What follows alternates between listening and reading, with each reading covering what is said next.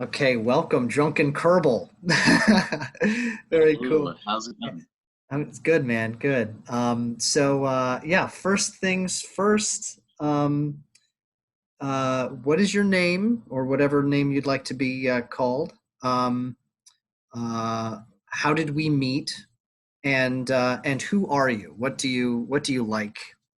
What makes you you? All right. Well, Big one. Big way to start. my name's. You could just call me Drunken Colonel Kerbal. That is my that is my general online persona, I guess you could say. Cool. We met through Omegle last night. I remember that. And what makes me me? The big one. Uh, yeah, that one's always difficult. I go to school. I play video games. I drink. Cool. So what is your where do you live? What is like what's your family like? Do you have siblings? No, I don't have siblings. I'm an only child with two parents that are divorced currently. Hmm. I live in New Mexico, but at the current moment I'm in Atlanta, Georgia visiting other family. Okay. We're in my God, you know what? Like the last few weeks, Santa Fe, New Mexico keeps popping up in my life. And are you from Santa Fe? No, Or I'm in Albuquerque. Albuquerque, okay. The biggest city in New Mexico, right? Yes. There's Cool. like only two places to live in New Mexico. It's either Albuquerque or Santa Fe. You gotta live in one of those two. You don't meet anyone that lives anywhere else in New Mexico. They're just specters, dude. I hear like a lot of people move from New York to New Mexico. Do you find that that's true? I haven't heard that. And honestly, I don't know why you would want to do that. New York is a fucking fantastic place. You don't want to leave that for fucking New Mexico. Why does New Mexico suck? It's not that it sucks. All right. So it Okay, has, cool. first of all, it has good weather, right? I think the best aspect about New Mexico is the weather. It's really dry, so when it gets hot, you're not like constantly sweating like, "Oh fuck, dude, I'm burning." Like you do in somewhere like say Atlanta. The weather, you can handle heat much better in a climate like that, and also it gets cold enough to snow. Another thing is it doesn't rain a lot, like whatsoever. I think we have 255 days of sunshine a year. So, Huh, yeah. very cool. Well, and what do you think of Atlanta, like being there right now? This is an okay place if you live in the suburbs. Like, we're currently in Snellville, I think. But if you live near to the center, there's too much traffic because there's a shit ton of traffic out here too. I think the only reason I personally prefer Atlanta is because of family and friends. But it sort of has to do with preference. If you like a big city or like a smaller sort of city, because Albuquerque is still a city, but it's still small enough to the point where it doesn't have any traffic, and but you still have all of the important stores like Walmart, super Walmarts, all that. Yeah. Whereas Atlanta, I could get the appeal because it's a massive city. There's a lot of people. There's everything all over the place. If you need something, that's gonna be here. But it's very big, so like all the distances are pretty long, and the traffic, and especially if you're going on like the highways, is pretty ridiculous sometimes. It's only been okay recently because of Corona. Huh. Wow. Dude, you are so articulate. I was like blown away last night by you were talking about the ambient sounds in your home, and I was like, oh my gosh, this guy is meant to do radio. He's meant to do like some kind of talk show. You know what I mean? Yeah, Like I feel you. what? Um, what are your thoughts of being? I'm an only child too. What do you think are the like the ups and downs, the pros and cons of being an only child? What do you think of it all? I think personally, all right. I being an only child hasn't affected me too much. It's fine. it means A, your parents can spend more time on you, like spend more time focusing on you, and that can be a good thing and a bad thing, And you could know. be great. Yeah, could be a very bad thing. Yeah, yeah. But at the end of the day, it's good for at least a child's development, especially in early years, from what I understand. Also, more money that they can just give me. So that's Yes. another pro. Personally, for me, when I was in like elementary school and middle school, I didn't have many friends in school because I was kind of a dumbass. I still am, but I was a lot more of a dumbass back then. What do you mean by So, that? Oh, well, we can get back to that. We can get back to that. But keep going. yeah, Sorry. okay. So for me personally, not having as many friends, a lot of the time I thought, you know what, it'd be nice if I had like a brother or sister around the same age as me. So instead of having to make a friend at school, I could have them. But most people are fairly good and social in elementary school, so I think you wouldn't really have to worry about that. It was sort of unfortunate for me, but I got through it and I'm still fine. So it honestly, you could go either way. Having a sibling is good. It's something to appreciate, but don't complain about being an only child because that's not that bad itself. Yeah, yeah, absolutely. Yeah, man, dude, I have so many questions for you that I know that. Yeah. Okay. So first, why do you think you're a dumbass? You're like Well, complete like you're like so yeah well, yeah. we're all dumbasses. We all do stupid crap and all that. When I'm talking about me when I was in elementary school and middle school, I do genuinely mean I was in every sense of the word a fucking dumbass. Just no clue what the hell I was doing. Everything I did was like it's almost as if I was trying to hurt myself. I don't know. The stupid crap I would do. It was dumb. Well, like what? Like were you socially? Do you think you were socially unaware? Do you think you just like wanted to like push the limit? Yeah, I wasn't socially unaware. I would know that I'm annoying people, and then I would continue to annoy them more. Or I would know that I'm doing something wrong, so I would continue to do something even worse. Like What do you I think that got in was? so much trouble. What propelled you to do it? I don't fucking know, dude. I really don't know. That's such like a wild thing. 'Cause maybe okay, I can understand breaking the rules in school. I've always been sort of anti following the rules. I don't like submitting. I like to be my own person. So I've had trouble with the rules in school, but I don't understand why I did purposely annoy people. Because I realized like what it was doing to my social life, but I was like, nah, let's just fucking Is there a specific story that you have in mind where you felt like you were real annoying, or where you kind of isolated yourself? I don't have a specific story, but I can give you some examples. I remember just some bits and pieces. I think it was like fifth grade. Oh man, this is such a bad thing. All right. So I forgot what we were doing, but we were sitting around, and I happened to be sitting next to a girl, and she also happened to be of the African American race. Now this wouldn't be that important, but you know that one song that goes, wait, shit, fuck.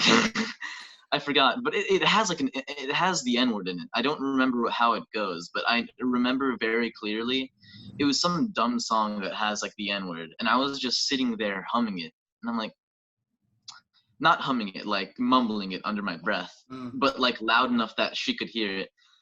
And I mean, obviously she told on me, and I got in trouble, and fucking yeah, I should have.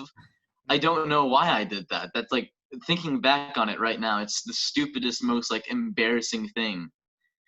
I think, yeah, I don't know. Like, tell me if you agree, but like, I mean, I used to be like bullied in school and be called gay and stuff like fag, and that like made an impression on me, definitely. And but I also really liked getting the attention, even if it was like negative attention. It was still like attention, and I wonder, like, if us being only children, right? Like, if like we went into school thinking that we'd have the same kind of attention that we had when we were younger, right? But then of course when you're in a room with so many people, like you do anything to try to get any kind of attention, right? Like could that I don't know, I'm just kind of thinking out loud. No, that's like that makes sense to me. I get that. Like being used to having attention, not having it, so you just do anything, whether it gets you in trouble or whether it isolates you just to get that attention. Yeah. Yeah. Do you think are there any rules like in school or in life or in the world that you really just hate exist? I mean, there's some things like I remember and there's these are the small things. Like there's the general rules that like all schools have. There's like be respectful, be kind, be all that, which is yeah, those are there's you can't disagree with those because who wants to disrespect people purposely, you know? Sometimes we get mad and stuff, but on like most human beings, I feel like we prefer to be kind than mean, or at least prefer to Yeah. be treated that way. Yeah, I agree with you. Yeah. But there's like the small things, like let's see.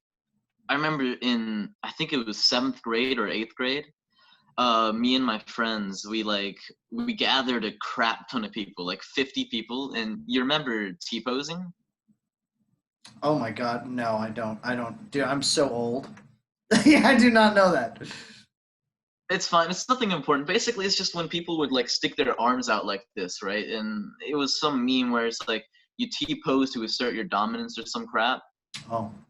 And it's also it was around the time when PewDiePie was racing against T Series for most amount of subs. So me and my friends, we gathered like 50 kids at lunch. We T posed. We basically blocked the entrance to the lunchroom and just started chanting "Sub to PewDiePie, sub to PewDiePie." And we went like marching around the school, and apparently some kid got like trampled. So they banned T posing. Not only did they ban T posing, but they called all of us like on the intercom system. They like made the announcement about what they had to say. They called us terrorists, and then when they how like you get a referral, right, that they give to your parents, and it has to like there's like this checkbox and it says why you got in trouble, like I don't know, like cussing, disrespecting a teacher, so and so. They put gang affiliated activity. Really? Yeah. Wow. They're just like yeah, they're just so like out of touch with what's actually happening. That's why like what it's so dumb. Or like in Hmm. terms of like actual law, like in like US Hmm. law, I think it's really fucking stupid that the legal smoking and drinking age are 21 when I can drive at 16. Mm. Yeah, and you Actually, I can can drive at enlist in the 18. army at 18. Yeah. And Huh. tell me I can go shoot some people, but I can't smoke a ciggy. Hmm, interesting. Yeah. Do a lot of like what year are you in high school? I'm Or going into my sophomore year. going into sophomore year. Okay. That's it. You're the second sophomore that I'm talking to today. Um, like, dude, like, I've been out of high school so long. Like, do a lot of people use the vapes? Um, yeah. Do they vape a lot? Do they like? Yeah. What are kind of what's cool now? I have no idea. So from what I understand, it really lives. It what the fuck am I saying? It really depends on where you live. From stories I've gotten from friends, and also I lived in two different states, like I said, Georgia and New Mexico. So I sort of have an idea of how the differences in school of those two places work. It's so because vaping and all that is illegal when you're this young, and most people our age really wouldn't even be interested in that stuff. There is more people than you would think doing it. But that doesn't mean there's like an actual large amount. It's like maybe 1 to 2 tenths of the school's population, I'd say. There's like 1,000 people in my school. Out of them, I'd say a good 250 kids, they vape or do drugs and stuff like that. But Hmm. like there's vaping, which a lot of people do, then you add on like weed and less people do, then you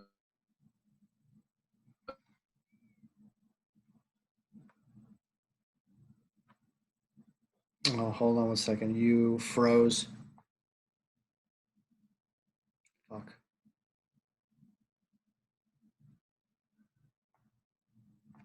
Hmm. Drunken Kerbal, you froze.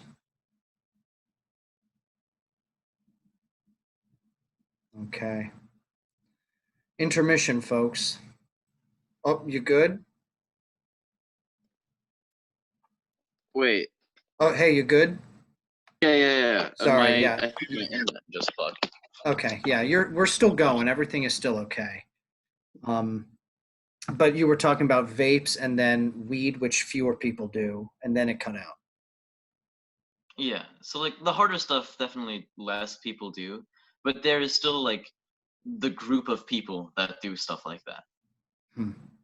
How, like for you, what do you get out of vaping? What and also what do you think is a lot of it is a lot of it actually liking it? Like how much of it is liking it? How much of it is like is it a status thing to do? How much of it is like anti-establishment, kind of like rebel? Like what do you think actually motivates you to do it? When it comes to vaping, I personally don't vape. I don't enjoy it. It's not really anywhere. It's not worthwhile.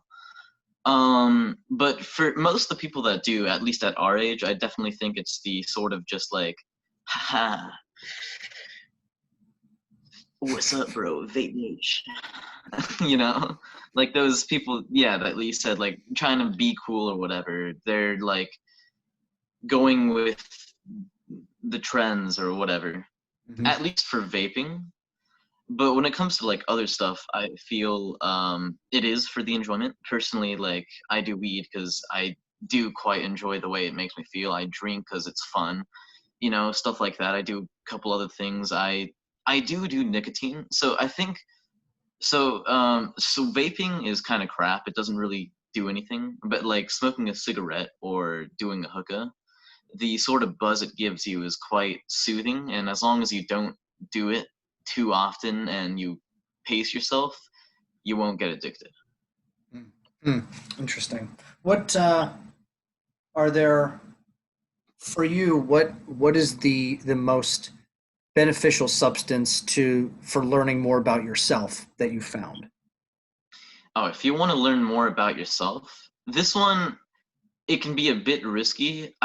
It can't really physically harm you unless you take like a ridiculous amount, but it can also mentally harm you. Acid. So acid or shrooms, both of them, you can take them and go on like a trip. Like if you want to like learn about yourself, like be alone in the room, just sitting down, and some of the thoughts you'll have, the way I've had like the way my friend put it into words, I quite enjoyed this, is like you go on a trip and you just drive along and you reach the destination, and the destination is, I don't know, some like solution, not solution, like maybe you didn't know something about yourself, right? Like, for instance, maybe I haven't actually learned this in a trip personally, but I didn't know why, like, I would make people annoyed at me when I was a kid. You would go on a trip and you'd come out the other end like, oh, Yeah, having some kind of greater understanding to it, I guess. yeah. Interesting. Interesting.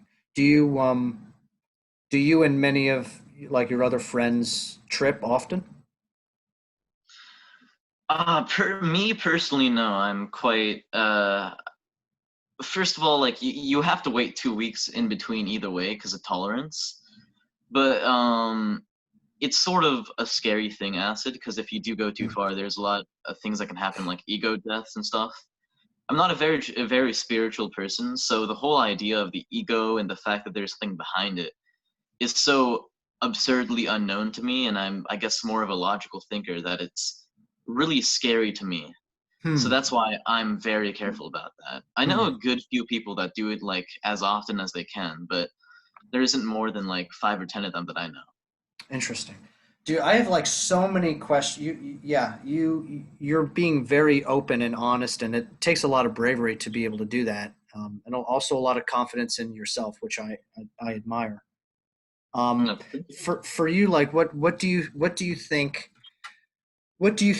Okay, I have two questions that I want to ask. One is, do you think that, I guess, do you ever wonder if doing uh, those hallucinogenic drugs still early on in your like cerebral development is is dangerous? Is that something that you ever think about? And also a separate question, actually. So just answer that question, and then I'll get back to the second question. All right. So I think no matter what age you do it at, but specifically my age and younger or even a bit older than me, it's not just the hallucinogens. Any drug, alcohol, weed, everything, it is bad for you. So if you're going into like to do drugs or drink alcohol, I think a good idea, what I do, is do a little bit of research and understand what it can do to you, how it can do it to you, how it works, and how much does what. And then if you're like, okay, I think I can pace myself, I think I can not hurt myself too much, fucking go for it. Hmm. Hmm.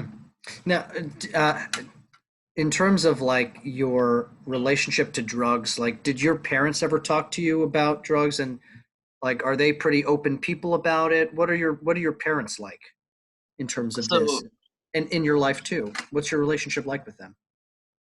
uh, I personally, okay, I didn't learn about this stuff from my parents. I didn't learn about it from school. I learned about it the way most people do, just like online or talking with your friends. You're like, hey, have you heard of that cool thing? It's called weed.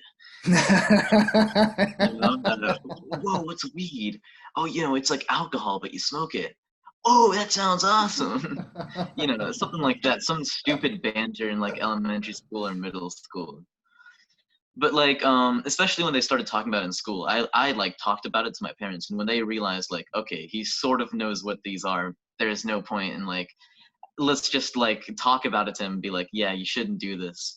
My parents have always been very, very anti-drug, anti-alcohol, anti-cigarettes, anti-everything. Especially my dad, because he had dealt with alcohol addiction and smoking addiction, which God bless him, he got rid of both somehow.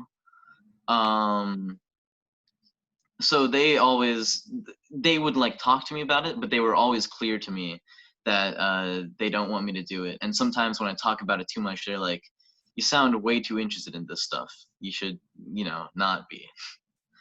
Which I understood and I respect that. So yeah, that's how my parents are. Do you agree with with their philosophy at all? Like, Oh yeah. yeah. If I was to be a parent, I would do everything in my power to not let my kid have drugs and all that. I know what I do to get away from my parents, so I'd make sure they aren't doing the same stuff. So like, if hmm, if you're a parent, like, let's say you are in their shoes, like, what do you think would be the best way to approach teaching your kids about drugs? Just teaching them, I mean, Or like, like, bringing up that it exists, or like, how would you deal with it as a parent? personally, I think I'd wait at least until like say fifth, sixth grade. I think is a good age. Maybe fourth, but that's still for me at least sounds a little too young. And you just bring it up and you ask something like, "Hey, do you know what drugs are? Like, have you heard of this? Have you heard of these? Do you know what these are? What they do?" And it's one or two options. Either they say no, or they say, or one of three, I guess. No, they say yes, sort of, kind of. I've heard of it. I don't know really what it is. Or yeah, we sort of know what it is. And either way, so if they don't know what it is, I'd tell them just like a little bit, like, this is what it is. You don't want to touch it. It's some pretty bad stuff. and explain what it does. Maybe not just say it's some bad stuff, but like explain to them how it literally, physically, and mentally hurts you. Because you gotta tell them not to do them, and then now they also sort of know what it is. If they sort of kind of know, just educate them more, and if they already sort of kind of know, again, just make sure they understand that what it does, that it's fun, but it's not like good for you. Yeah, it's not Um, like, yeah, your fruits and veggies. yeah. Interesting. Well, do you have any questions or thoughts? Uh, any other questions or thoughts that are running around in your mind since you've been talking and discovering stuff? Yeah, I have a question. Yeah. How old are you, if you don't mind? Yeah, I'm 29. Oh, nice. Yeah. What do you do for a job, if you have one? Yeah, good. Right now, I do not have one really. I'm an actor down in Sarasota, Florida. So I'm yeah, I after I graduated college a while back, I moved to New York and spent about 5 years there doing acting, touring around different places around the country. And then I came down here and have been in school getting my MFA for the ability to teach on a college level, but also really to open up doors professionally to act and stuff. And Oh, um, that's cool.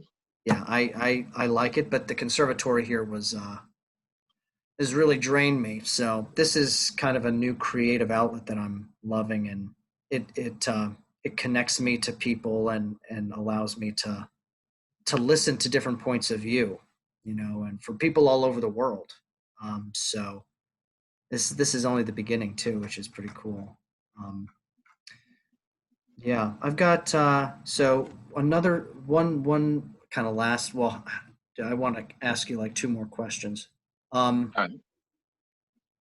yeah, one is about kind of talk. You were talking about fears and stuff, and what do you think is a, the thing that scares you most? What do you think what's something that you're afraid of? The unknown. Totally. The one thing, like, I'm afraid of a few things by the like sense of like, let's say there's a bug near me. I don't want it to bite me. I'm like, get the fuck away. But Right. like But that's when kind of like you, superficial, right? yeah, every time I'm like genuinely scared, like all of my like genuine fears, I think can be drawn back just to the unknown. For instance, I'm specifically quite scared of the dark, and it's not because it's not. I don't think it's like I don't know what like what's it called, the phobia, the fear of the dark phobia. Oh, I don't know. All right, well that one. I'm not sure if it's quite like that because I'm pretty sure some people are just scared of being in the dark. For me, it's more of I can't see around me, so I'm nervous that who knows what could be there. And it's like my mind makes up these dumb ideas of things, even though I know it isn't there. It's the fact that I can't see it right now. So it's something like a lot of things. A thing that happens to me very often is my mind thinks about like previous scary like monsters or things in movies, right? Hmm. Normally monsters from like some old dumb TV show I watched. Yeah. Yeah, I had And that it just same kind thinks, of things. Yeah. yeah. Oh, but yeah, keep and going. So monsters. and it's like it's like the dark, or sometimes I'm showering and just I feel like there's something behind me and I have to look behind me and then look in front of me, then look behind me, and I keep on, it's a bit difficult. Like sometimes, I mean, I just sort of learn to ignore it because you can't keep on looking behind you and looking in front of you and looking behind you. You wouldn't get anywhere. So, but it's yeah, it's like one thing I'm absolutely terrified of. Hmm. Why do you think that is? Do you have any idea of where that may stem from? So from what I understand, humans have like a natural fear of the unknown. Humans, and I think especially me, I guess I've always had a bit more of a controlling personality when it comes to most things. You want to be in control of the situation at all times, and if you don't know what's going on in the complete area around you, you Mm. can't be in full control. Mm. Yeah. Yeah. Very cool. Yeah. All right. I think oh and yeah, the one kind of thing I've been asking are your thoughts of like at least at this particular time, right, with the protests after George Floyd's murder and you know, COVID, the pandemic, like what are your thoughts of Black Lives Matter? And also where do you see where do you see our country in 10 years? Okay. Well, I'll start with the Black Yeah, Lives Matter. all these very light questions, you know. So, okay, currently, the fight Black Lives Matter has going on, from what I understand, and correct me if I'm wrong, it's against uh, systematic racism, correct? Mhm. I don't believe systematic racism exists. I believe there are people in the police, I believe there are people in the government that are racists, but I don't believe the system is racist. I believe that was fixed back in, honestly, I don't know the date, but it was like the 13th Amendment, like the 14th Amendment, the 15th Amendment, I think, or not the 15th. You know, man, I'm not too familiar with all this stuff. I never paid attention in history class too much. But like back when there were the, like Martin Luther King Jr. and all of them, there were those riots and I don't know what they called it back then. But the abolitionists? No, wait. I'm sorry, I'm also a bit high, so it's a little No, hard to that's completely okay. guide my thoughts. But you That's okay. understand what I mean. Yeah, in this you believe that a lot of the issues, a lot of the racist issues were that were in our country were resolved during the civil rights movement of the 60s is what is basically summing up your thoughts there. Yes. That the current racism we have now, as unfortunate as it is, I don't think it is going to end. It might end for specifically like against say black people. Somehow maybe we could weed that out. But I think racism on an individual level, not meaning everyone's racist, meaning that there's certain people inside of a population that are racist. That is something that you can't really stop because to turn a racist to not being a racist, they have to want to not be racist. Mm. So how do we And change that want? Do you believe that that's possible to change to change that kind of to change someone's heart, I guess you say? oh, what I believe is that even within like the next 10 years, possibly even, we can get it to the point where no one's really racist against black people, or at least they don't talk about it. Maybe there's still a few people here or there that think racist thoughts or whatever. And maybe, and this is going to be just for black people, because what I think is after we're done having a major amount of people like being racist to this other thing, they're going to want to just be racist about this, or I don't know, be sexist or some other way of discriminating against people. I think discrimination is very much a human thing because I guess people like to feel special, and to feel special, they have to push people down. Mm. Mm. Yeah, yeah. Like I think that's a an interesting point, right? Like for people to feel powerful or to feel like validated, they need to put others down. Yeah. Do you have a thought of how to confront that in humanity at all? I know these are such big questions, and you know but I think they're also questions that are important to ask ourselves. You know what I mean? Yeah, I don't think any time around now something like that's fixable. The only reasonable not that I'm actually I don't know why I said reasonable. I don't know if this is reasonable in any way or whatever. But the only like feasible way, at least from my understanding of human physiology, which is very limited, so I could be extremely wrong here. But the only way I guess I could think of that sort of makes sense in my head is like genetic engineering, specifically rewiring our heads not to think in that sort of way. But that's, well, two things. That's going to take a while until we have that technology, and second of all, that'd be a very scary thing, you know, because that like completely changes a person. Because we are still us, and if say you had lived your life even to like my age, I'm young, and then you got that re-engineering, you would no longer be yourself. So if we genetically engineered every human and every human after that, as babies and all that, we would no longer be human as it was thought of now. Hmm. So while it's technically a good improvement, it's also a very scary thing. Interesting. Yeah, it's an interesting perspective. I believe my thoughts of it are that like I think everyone is racist.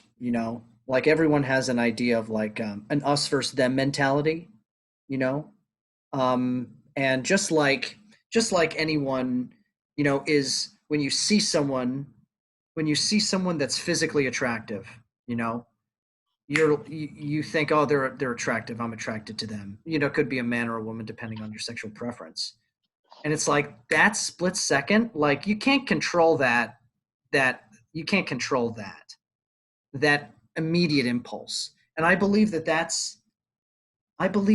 is the case too with race, and when we see someone that is other than ourselves, something that's not normal to what we see all the time, we have that immediate impulse. But it's up to us to it's up to us to think about how to approach it, and I don't think many people immediately think, okay, like they are another human being with the same with they see the world differently, but they are a human just like I am, and I don't know if everyone thinks that way. And I guess I feel like I'm on a quest to figure out how to change the hearts of people. And I think that actually this YouTube channel for me is a way to do that, to start having conversations and listening to the genetic engineering aspect. I just don't think like I don't think it's possible to genetically take someone's like to be able to like neurologically maneuver in the brain to be able to like get rid of that kind of impulse, because that's so human. It's such a human thing. and It's not and possible now with technology, but in my mind, at least, with the future of technology, anything is possible. It just needs enough time. Interesting. Yeah, you may be right that it could be possible, but I don't know if that would be the I don't know if that would be the solution. Oh yeah, um same. I think it's like the only way to remove it, but it's not like a good way to do it, right, personally. which is what you were saying before. Yeah, interesting. Cool. Well, do you have any last thoughts or questions, or any? Is there like a cause, or I don't know, anything that you feel like you'd want to say now after as your kind of like final thoughts? Yeah, I'd like to say this is a really cool thing you're doing here. You're gonna have to send me a link to your YouTube channel because I'm gonna love to just watch this whole thing bloom. Because this is really cool. It was a very nice podcast. I loved being here. The questions you asked were very um insight. No, what's the word for it? It's very sh- shit, man. That's okay. That's okay. Well, you know what? Hopefully, if you ever feel the want, like if you ever have like a big discovery or something, and you develop a thought, and you feel like it's important that other people hear it too, you're welcome to email me, and we could set up another one. You know what I mean? Yeah, I understand. That'd Yeah. be That. awesome. Yeah. That way, like everyone can benefit from your thinking and your discoveries. So, I mean, that's what this is. Yeah, I love So. this concept, this way of doing like a little podcast show thing. Instead of just being like two people talking about what happens in internet today or whatever, it's like genuine, insightful like questions that everyone watching can look at and learn something. I And think think it's about awesome. it. Dude, thank you, man. I appreciate it. Yeah. Okay, cool. Well, this will convert in like 10 minutes, and I'll send you it in the email, okay? All right, yeah, that's perfect. All Sounds right, fun. man. I'll see you later. Yeah, Thanks see you again, around, man. bro. All right, bye. Yeah, no problem. Peace.